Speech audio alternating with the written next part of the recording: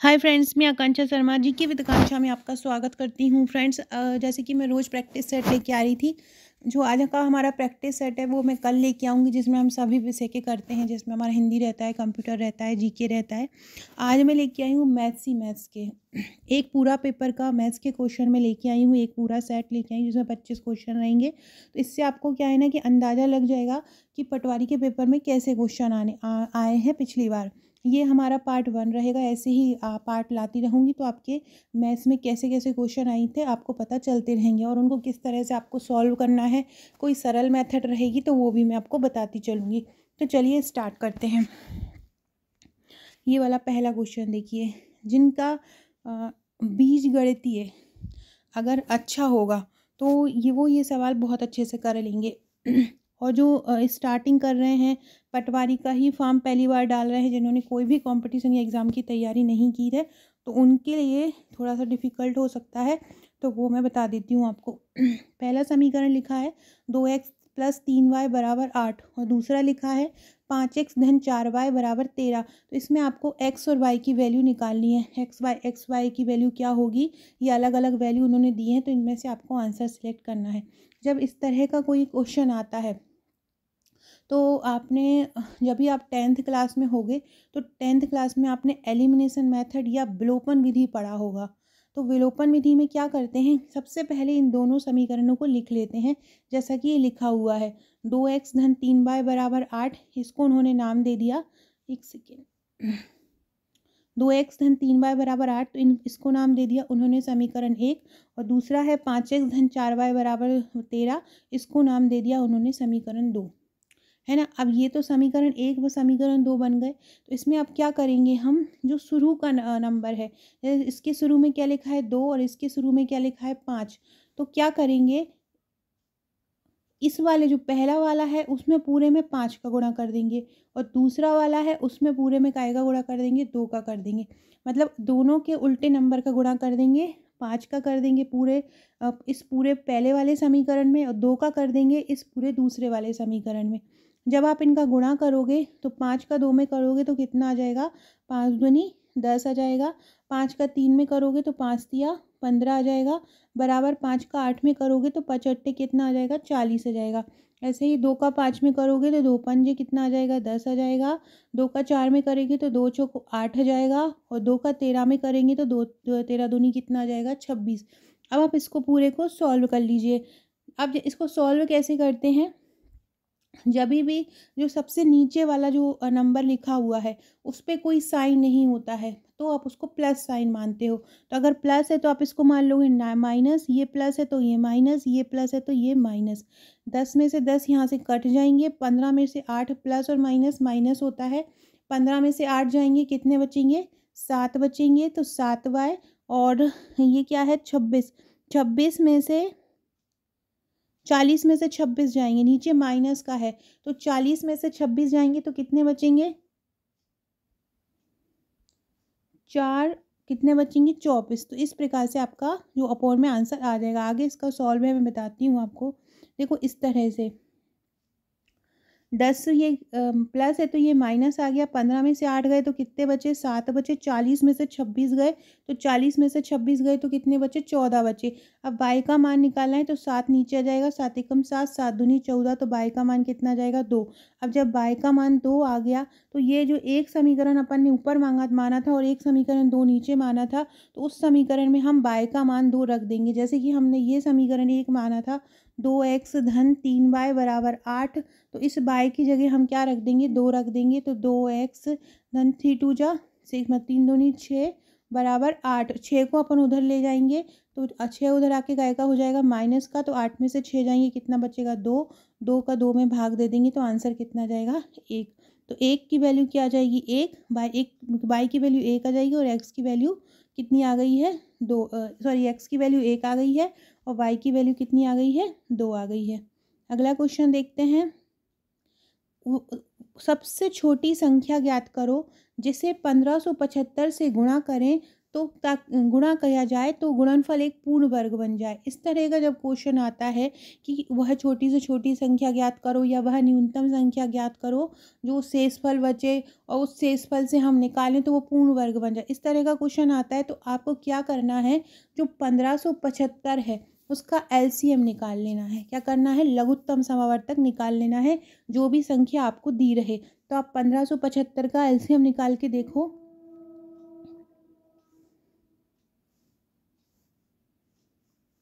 1575 का जब आप एलसीएम निकालोगे तो 5 तिया 15, 5 एकम 5, बचे कितने 2, तो 5 25, फिर 5 छक्का 30, फिर क्या आ जाएगा 5 तिया 15, फिर 3 से देंगे 3 दूनी 6, 3 एकम 3, फिर 3 से देंगे 30 आते 21, 7 का किससे जाएगा, 7 का 7 ही से जाएगा। तो अब इंटू में क्या आ जाएगा 5 गुणे 5, 3 गुणे 3 और 7, तो क्या आ गया 5 गुणे 5, 3 गुणे 3 और गुणे 7। अब उनने यहाँ पे दिया था कि एक पूर्ण वर्ग हो। पूर्ण वर्ग मतलब पूर्ण वर्ग के लिए दो दो के जो है जोड़े बनना जरूरी है। तो आप देख रहे हैं 5 का जोड़ा बन गया, 3 का जोड़ा बन गया, लेकिन आप देख रहे हैं 7 का जोड़ा नहीं बना है। तो जिसका जोड़ा नहीं बनता है वही संख्या हो जाती है पूर्ण वर्ग बनने के लिए। तो 7 का जोड़ा नहीं बन रहा है, इसलिए आंसर क्या हो जाएगा, 7 हो जाएगा। फ्रेंड्स, आगे बढ़ने से पहले अगर आप पटवारी की तैयारी कर रहे हैं तो आप हमारे ये पटवारी के नोट्स ले सकते हैं। बहुत ही सरल साधारण भाषा में to the point note syllabus के अकॉर्डिंग तैयार किए गए हैं। रीजनिंग बहुत ही शानदार तरीके से मैं ग्रुप में भी करवा रही हूँ। एक एक टॉपिक को एक एक मैथ्स के क्वेश्चन हो तो उनकी छोटी से छोटी ट्रिक को ग्रुप में करवा रही हूँ, जो कि एग्जाम में आने वाले क्वेश्चन हैं, बार बार पूछे जाते हैं, उनकी कैसे ट्रिक बन सकती है, कैसे उसको सॉल्व कर सकते हैं। कंप्यूटर की बुक, कंप्यूटर की जो शॉर्टकट की है, कंप्यूटर के छोटे से छोटे क्वेश्चन जो प्रीवियस एग्जाम में पूछे जाते हैं, फुल फॉर्म, ये सभी भी मैं आपको जो हमारा पटवारी के ग्रुप आपको मिला होगा पटवारी के नोट्स के साथ, उसमें करवा रही हूँ। ये ग्रुप केवल उन्हीं लोगों को मिलता है जो हमारे नोट्स परचेस करते हैं। उसी में प्रबंधन की ट्रिक्स, प्रबंधन की परिभाषाओं की ट्रिक, प्रबंधन से संबंधित क्वेश्चन, प्रबंधन से संबंधित सिद्धांत, प्रबंधन से संबंधित फुल फॉर्म, ये सब मैं वहाँ पर करा रही हूँ। इसके अलावा हिंदी की बहुत अच्छी बुकलेट आपको मिलेगी, पूरी हैंड रिटन। सामान्य ज्ञान मिलेगा, एमपीजी के मिलेगा, व्यापम की परीक्षाओं में बार बार पूछे जाने वाले प्रश्न मिलेंगे, विज्ञान के 3000 वन लाइनर मिलेंगे, इंग्लिश आपको रूल्स ट्रिक के साथ मिलेगी, जिसमें आपको ट्रिक के साथ हर टॉपिक समझाया गया है ताकि आपको समझ में आ जाए, क्योंकि समय कम है, इतनी सारी थ्योरी आप नहीं पढ़ सकते हैं। इसका चार्ज ओनली 2199 है। आप भारत में कहीं भी रहते हो 6 से 7 वर्किंग डेज में आपके पास पहुंच जाएगा। इस नोट्स की सबसे खासियत बात है इसके साथ ये मिलने वाला व्हाट्सअप ग्रुप, इस व्हाट्सअप ग्रुप में ही आपको सारी तैयारी करवाई जाएगी। मैथ्स, रीजनिंग, अभी कल ही वहाँ पे मिश्रण और साझेदारी से संबंधित क्वेश्चन करवाए गए हैं, कैलेंडर से संबंधित क्वेश्चन करवाए हैं, दिशा से संबंधित क्वेश्चन करवाए, और उनको छोटे से छोटे तरीके से सरल हम जल्द से जल्द कैसे कर सकते हैं ये भी सब करवाया जाता है। तो अगर आप ये लेना चाहते हैं तो मुझे ऊपर दिए नंबर पर व्हाट्सअप कर सकते हैं, कहीं भी आप रहते हो डिलीवर हो जाएगा। अगला क्वेश्चन पढ़ते हैं। 2 की घात 2 10, 2 का क्या घात 2 की घात 10 का आधा है। 2 का क्या घात 2 की 10 का आधा है। देखो, आधे का मतलब होता है बटे में 2, आधे का मतलब क्या होता है बटे में 2। अब 2 की घात 10 का मतलब क्या होता है, 2 को हमने 10 बार लिख दिया है, जैसे 1 2 3 4 5 6 7 8 9 और 10 बार हमने लिख दिया है, और बटे में हमने उसका आधा कर दिया है। तो जो ये वाले 1 2 से हम ये वाला 1 2 मिटा देंगे, तो अब 2 कितने बचेंगे, यहाँ पर 2 9 बचेंगे, मतलब 2 9 बचेंगे, मतलब क्या बचेगा 2 की घात 9। तो इसका आंसर क्या हो जाएगा 2 की घात 9। तो वही क्या पूछ रहे हैं, 2 का क्या घात 2 की घात 10 का आधा होगा। 2 की पावर 10 है, तो इसमें क्या 2 का आधा होगा, हाफ होगा। तो हम क्या करेंगे, 2 को 10 बार लिख लेंगे, बटे में 2 लिखेंगे, 1 2 से 1 2 कट जाएगा, तो 2 कितने बचेंगे 9 बचेंगे, तो मतलब 2 की घात 9 इसका आंसर हो जाएगा। अगला क्वेश्चन है, यदि एक आयत का विकर्ण 65 सेंटीमीटर है, ये देखो आपको आयत दिख रहा है, विकर्ण क्या होता है जो 20 से ऐसे काटते हैं, इसको इंग्लिश में डायगोनल बोला जाता है। तो ये विकर्ण जो कि किसी भी आयत को या चतुर्भुज को बीच में से काटता है वो विकर्ण कहलाता है। विकर्ण के काटने से जो चतुर्भुज है वो त्रिभुज का निर्माण कर लेता है। तो यदि आयत का विकर्ण कितना है 65 सेंटीमीटर है, मतलब इसकी जो साइड है ये कितनी है, ये कितनी है 65 सेंटीमीटर है। और एक भुजा 63 सेंटीमीटर। एक भुजा आपने मानी कितनी है, 63 सेंटीमीटर। तो दूसरी भुजा आपको निकालनी है। अब ये देखो आपको ये दो त्रिभुज के रूप में दिख रहा होगा, हम इसका एक त्रिभुज बना लेते हैं। सपोज करो ये एक त्रिभुज है, इसमें ये जो कर्ण की एक भुजा रहेगी, मतलब विकर्ण की रहेगा, तो विकर्ण कितना रहेगा 65 सेंटीमीटर, एक भुजा कितनी रहेगी 63। दूसरी का हमको निकालना है। तो देखो जब भी विकर्ण आपको दिया रहता है और एक भुजा दी रहती है और दूसरी भुजा आपको निकालनी रहती है, तो आप विकर्ण के स्क्वायर में से वो दूसरी भुजा के स्क्वायर को माइनस कर लेते हैं, तो आपको जो पहली वाली भुजा है वो फाइंड हो जाती है। अगर विकर्ण निकालना होता है तो दोनों भुजाओं का स्क्वायर करके जोड़ लेते हैं, जैसा कि पाइथागोरस थ्योरम में होता है। आगे मैं बताती हूँ। जैसे कि उन्होंने दिया है डी, मतलब विकर्ण कितना दिया है 65 और एक भुजा कितनी दी है 63। पाइथागोरस प्रमेय क्या होता है, कर्ण का स्क्वायर इक्वल टू लंब का स्क्वायर प्लस आधार का स्क्वायर। तो कर्ण उन्होंने दिया है 65, लंब उन्होंने दिया है 63 और एक भुजा मतलब आपको आधार फाइंड करना है। ये लंब और भुजा में आप कोई भी आधार कोई भी लंब अभी यहाँ बांध सकते हो, क्योंकि उन्होंने यहाँ पे मेंशन नहीं किया है। 65 का जब 2 बार गुणा करेंगे तो 4225 आ जाएगा, 63 का 2 बार करेंगे तो 3969 आ जाएगा, बराबर BC का स्क्वायर आ जाएगा। इन दोनों को माइनस करेंगे तो इन दोनों को माइनस करने पे क्या आ रहा है 256 इक्वल टू BC का स्क्वायर। ये स्क्वायर को जब अपन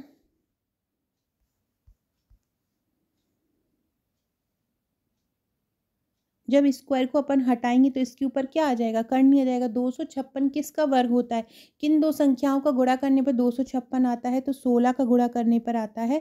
तो BC का वैल्यू कितनी आ जाएगी 16। तो आपका आंसर क्या हो जाएगा 16 हो जाएगा।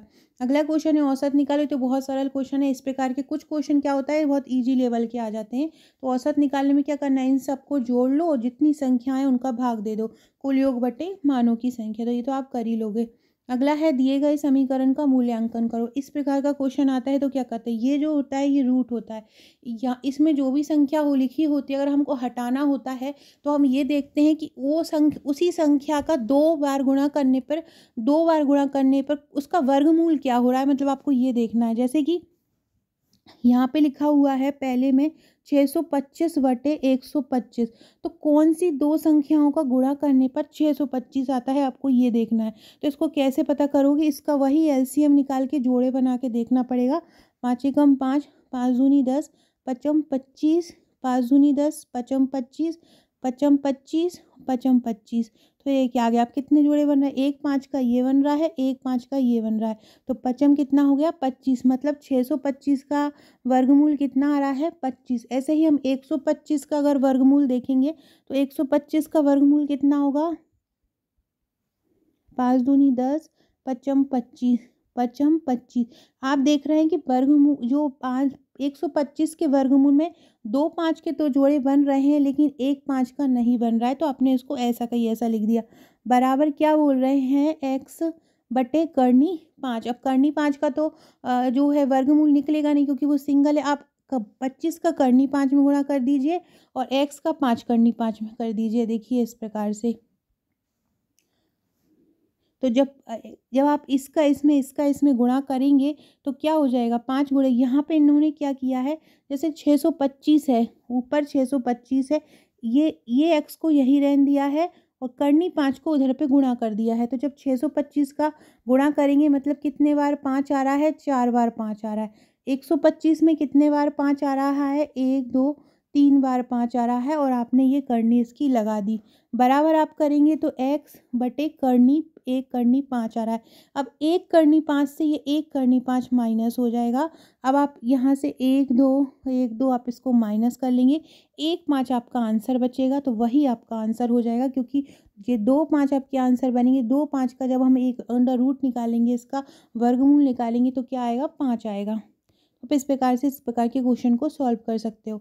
अगला क्वेश्चन है धनात्मक पूर्णांक x y और z है। इसमें x गुणित y बराबर क्या है 14 है, y गुणित z बराबर कितना है 10 है और z गुणित x बराबर है 35। मतलब ये x गुणित y बराबर 14 दिया है, y गुणित z बराबर 10 दिया है और z गुणित x बराबर दिया है 35। आपको इसमें निकालना है। तो आप सबसे पहले क्या करो कि कोई भी एक मान निकाल लो, जैसे कि x बाय बराबर 14 में से या तो आप x का मान निकाल लो या y का मान निकाल लो, या y या जेड एक्स बराबर 35 में से z का मान निकाल लो और उसको y की जगह पर रख दो। तो जैसे कि लिखा है जेड, मैं आपको दो विधि बता रही हूँ इसकी, ये वाली विधि समझ लीजिए क्योंकि ये वाली विधि आप करते रहते हैं तो ये आपके लिए आसान पड़ेगी। जैसे जेड एक्स बराबर लिखा है क्या 35, तो आपको x की वैल्यू निकालना है तो आप x बराबर कर सकते हैं 35/z। अब आप x बराबर क्या कर सकते हैं 35/z, तो आप इस x की जगह पे क्या लिख सकते हैं 35/z गुणित y बराबर 14। आप इसको ऐसे लिख सकते हैं। अब आपको यहाँ पे y का मान निकालना है, तो या y का निकाल लो या इस z का मान निकाल लो। इस z का मान कैसे निकालेंगे, लिखा है yz बराबर बाय गुणित जेड बराबर लिखा है 10। तो जेड की वैल्यू निकालना है अगर, तो 10 बटे क्या कर देंगे हम बाय आ जाएगा, तो इस जेड की जगह पे क्या लिख लेंगे 10/बाय, तो 35/10/बाय। अब ये बाय कहाँ चला जाएगा, ऊपर चला जाएगा। तो इस प्रकार से आप इसको सॉल्व कर सकते हैं। इनकी मेथड क्या है, इन्होंने ये 3 समीकरण दे दिए हैं, समीकरण 1, समीकरण 2 और समीकरण 3। अब क्या कर रहे हैं, समीकरण 1 में समीकरण 2 का भाग दे देंगे, मतलब x इंटू वाई बटे वाई इंटू जेड 14/10। तो x बटे जेड बराबर कितना आ गया 7/5। कैसे आ गया, 2 सत्ते 14 और 2 पंजे 10। तो जब अपन ने इन दोनों का भाग दिया तो क्या आ गया, 2 सत्ते 14 और 2 पंजे 10 आ गया। और यहाँ पे क्या हुआ, ये बाय से बाय कट गया तो क्या आ गया x बटे जेड बराबर 7/5 आ गया। अब इस ये जो है तब समीकरण 3 में जेड का मान रखने पर अब आपके पास x बटे जेड बराबर 7/5 आ गया। अब यहाँ से आप जेड का मान निकाल सकते हो। x बराबर 7/5 है तो आप इसका इसमें गुणा करो, इसका इसमें करो, तो 5x बराबर 7z हो जाएगा। x का मान निकालना है तो 5 नीचे आ जाएगा। तो इस प्रकार से आप ये मान रख दोगे समीकरण में, जैसे ही आप वैल्यू पुट करोगे तो आपका आंसर आ जाएगा। तो इस प्रकार से आप एक की वैल्यू दूसरे में पुट करके इसको निकाल सकते हो। अगर ये नहीं आया आपको आप हल करके देखिएगा। अगर आपको नहीं आए तो मेरे को व्हाट्सअप कर दीजिएगा, मैं आपको करके बता दूंगी। केवल इसमें आप इनटू और डिवाइड करना है, सॉल्व कैसे करना है वो मैंने आपको बता दिया है। अगला है, एक पति और पत्नी की औसत आयु 7 वर्ष पहले 27 वर्ष थी। जब भी इस आयु वाला उम्र वाला क्वेश्चन आता है तो सब आपको वर्तमान आयु बना लेना है कि वर्तमान आयु x थी या वर्तमान आयु y थी। दो लोगों की बात हो रही है तो आपको दो लोगों की अलग अलग आयु बता लेना है। एक पति और पत्नी की औसत आयु 7 वर्ष पहले 27 वर्ष थी। इन्होंने 7 वर्ष पहले की दी है, हम पहले वर्तमान की मान लेते हैं। हम मानते हैं माना पति की आयु x वर्ष है और पत्नी की आयु कितनी है y वर्ष है। अब ये बोल रहे हैं 7 वर्ष पहले क्या होगा, तो 7 वर्ष पहले x में से भी हम 7 माइनस कर देंगे और y में से भी 7 माइनस कर लेंगे। तो वो बोल रहे हैं 7 वर्ष पहले दोनों की आयु का औसत जो था वो 27 था। औसत निकालने के लिए क्या करते हैं, जो जितने भी लोग हों उसका बट्टे में 2 कर देते हैं। तो ये x-7 क्योंकि 7 वर्ष पहले है, y-7 क्योंकि 7 वर्ष पहले, वो बट्टे में 2 का गुणा कर देंगे। अब 27 में 2 का गुणा करेंगे तो कितना जाएगा, 54 आ जाएगा। सातों साथ कितना आ जाएगा, यहाँ पे 14 आ जाएगा, सातों साथ जुड़ जाएंगे और x प्लस वाई आ जाएगा। तो x प्लस वाई माइनस क्या हो जाएगा 14। 14 को यहाँ पे ले आएंगे तो 14 और 54 कितना हो जाएगा 68 वर्ष हो जाएगा। तो x धन y बराबर आ गया 68 वर्ष। अब वो बोल रहे हैं वर्तमान में, अब वो क्वेश्चन में क्या बोल रहे हैं देखिए, ये तो हमने मान लिया उनकी औसत आयु। अब वो बोल रहे हैं अब पति पत्नी और उनके पुत्र की औसत आयु 24 वर्ष है। पुत्र को हमने माना z, तो x plus y plus z बराबर उनने कितना दिया है 24 दिया है औसत आयु। औसत आयु है तो मतलब बटे में कितना हो जाएगा बटे में x plus y plus z बटे में क्या हो जाएगा 3 बराबर उनने कितना दिया है 24। यहाँ 24 में हम 3 का इंटू कर लेंगे, ये दिया करा होगा उन्होंने, देखो ये 24 दिया है और x plus y plus z बराबर 3। अब x प्लस वाई की वैल्यू हमारे पिछले समीकरण से कितनी आई है 68, तो हम x प्लस वाई की जगह लिख देंगे यहाँ पे क्या 68 प्लस जेड बटे 3। अब क्या आ गया 24 बराबर 68 प्लस जेड बटे 3। 24 में अब 3 का गुणा कर लेंगे तो कितना आ जाएगा 72। 72 में से 68 माइनस कर लेंगे, तो इस प्रकार से आपका आंसर निकल आएगा। इसमें आपको लुप्त संख्या निकालनी है, तो आप देख रहे हैं यहाँ पे 3 और 12 में क्या संबंध है और 6 और 24 में। 3 का पहाड़ा कितने बार पढ़ते हैं तो 12 आता है 4 बार। 4 6 का पहाड़ा कितने बार पढ़ते हैं 24 आता है 4 बार। तो ऐसे 2 का पहाड़ा 4 बार पढ़ेंगे तो क्या आएगा 8 आएगा। तो 8 आपका आंसर हो जाएगा। अगला क्वेश्चन है, एक 300 मीटर लंबी रेलगाड़ी है, 0.4 मिनट में एक खंबे को पार करती है। हम पहली वाली लाइन से ही सॉल्व करते हैं। चाल बराबर क्या होता है, चाल बराबर होता है दूरी बटा समय। तो चाल बराबर क्या आ गया, दूरी बटा समय। यहाँ पे उन्होंने दूरी आपको कितनी दी है 300 मीटर, तो आपने 300 लिख लिया। मिनट समय कितना दिया है 0.4 मिनट, तो आपने 0.4 मिनट लिख लिया। अब यहाँ से पॉइंट हटा देंगे तो जीरो कहाँ जाएगा ऊपर। तो आपका समय की रेलगाड़ी की चाल कितनी आ गई है, चाल बराबर दूरी बटे समय से 3000/4 आ गई। अब वो क्या बोल रहे हैं 400 मीटर लंबे पुल को पार करने में कितना समय लेगी। अब समय पूछ रहे हैं और उन्होंने लंबाई दी है, लंबाई कितनी दी है 400 मीटर। अब 450 मीटर। तो जब भी इस प्रकार का क्वेश्चन करते हैं, दूरी निकालते हैं और पुल दिया हो तो पुल पुल पुल को पार करने में और रेलगाड़ी की कुल लंबाई दोनों को ही हम प्लस कर लेते हैं। तो 450 में हम किसको जोड़ लेंगे 300 को जोड़ लेंगे। तो 450 प्लस 300 हो जाएगा। समय बराबर क्या होता है दूरी बटा चाल। समय आपको निकालना है तो 400, दूरी कितनी हो जाएगी 450 प्लस 300, एक पुल की लंबाई है और एक रेलगाड़ी की लंबाई है। बटे में आ जाएगा समय, समय हमारा कितना आया था 3000/4। तो ये 4 कहाँ चला जाएगा ऊपर चला जाएगा, इसलिए यहाँ पे ये ऊपर है। अब आप इसको सॉल्व कर लेंगे तो आपका आंसर आ जाएगा। अगला क्वेश्चन है 5 10 15 20 श्रेणी में 15वां पद क्या होगा। ऐसे में क्या निकालते हैं, कैसे निकालते हैं, जो पहला पद है और जो लास्ट वाला पद है उन दोनों का इंटू कर लेते हैं तो आपका आंसर आ जाता है। 5 10 15 20 श्रेणी में 15वां पद निकालना है तो 15 में 5 का गुणा कर लेंगे तो कितना आ जाएगा 75 आपका आंसर आ जाएगा। अगला है कुणाल और गणेश की वर्तमान आयु के बीच का अनुपात कितना है 3:5। अब से 4 वर्ष के बाद कुणाल गणेश से 12 वर्ष छोटा होगा। तो ऐसे में क्या कर लेंगे इन दोनों को माइनस, जब भी अनुपात में कोई चीज़ होती है तो आपको क्या करना रहता है माइनस में करना होता है। तो कुणाल और गणेश की वर्तमान आयु के बीच का अनुपात 3:5 है तो आपको कर लेना है 5x - 3x।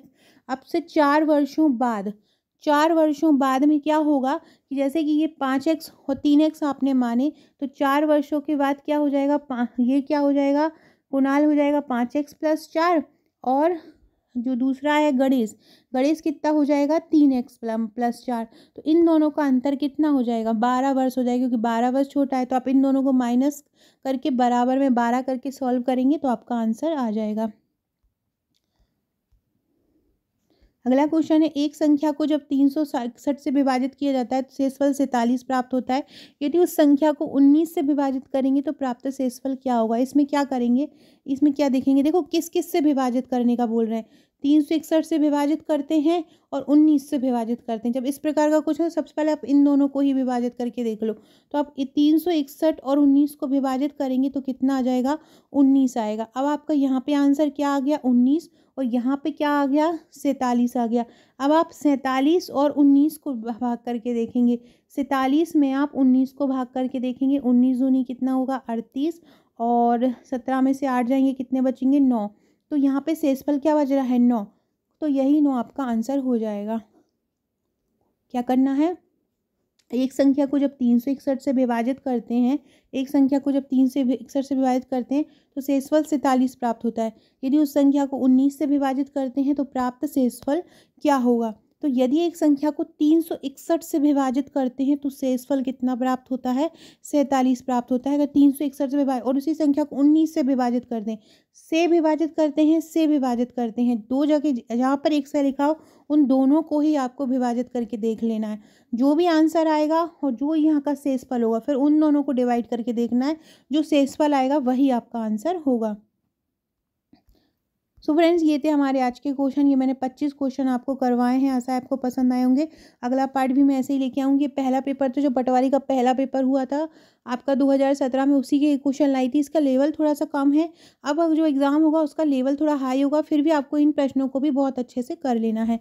Okay friends, thank you.